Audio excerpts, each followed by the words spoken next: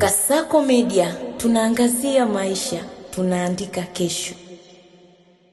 Yes, msanii Wizkid bwana afunguka kiundani zaidi, lakini moja kitu ambacho natamani kukufahamisha kwamba msanii Wizkid ni msanii wa muda mrefu, lakini pia ni moja kati ya msanii ambaye ni pendwa kwa watu wengi sana, lakini ni mtu ambaye amefanya mapinduzi makubwa katika tasnia hii ya muziki, hasa masuala ya muziki na mambo mengine mengi. Lakini kwa yule Mtanzania ambaye unamfahamu Wizkid kwa muda mrefu, lakini pia duniani kote amefanya vizuri na pia anafanya matamasha yake makubwa ambayo yanaingiza watu wengi zaidi na vitu vingi vinaendelea, lakini kubwa kuliko kwa siku ya leo ni kusana na Wizkid kufunguka kiundani zaidi kusana na siri ambayo ilikuwa inamsumbua kwa muda mrefu. Siri hiyo ambayo ilikuwa sisi wenyewe hatujui na wewe uko hujui na Tanzania kote hatuko hatujui, lakini siri ambayo amefunguka ni kusana na baba yake kutomsupport muziki wake. Yaani wakati safari yake ya muziki inaanza, yeye na baba yake walikuwa hawaendani kwa sababu alikuwa baba yake hakutaka yeye kuwa mwanamuziki. Lakini moja kitu ambacho amekizungumza kwamba baba yake hakumpa support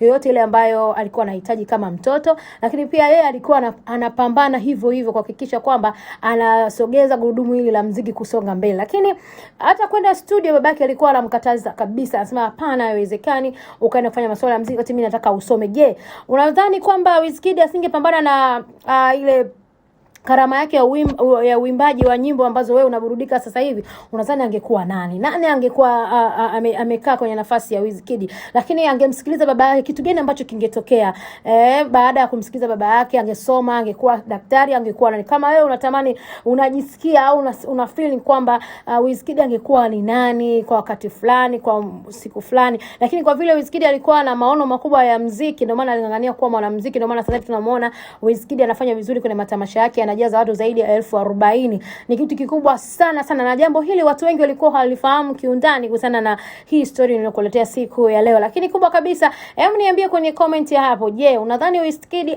angekuwa nani kama asingekuwa mwanamuziki? Jina langu naitwa Dabonge wa Kasako Media. Bye bye.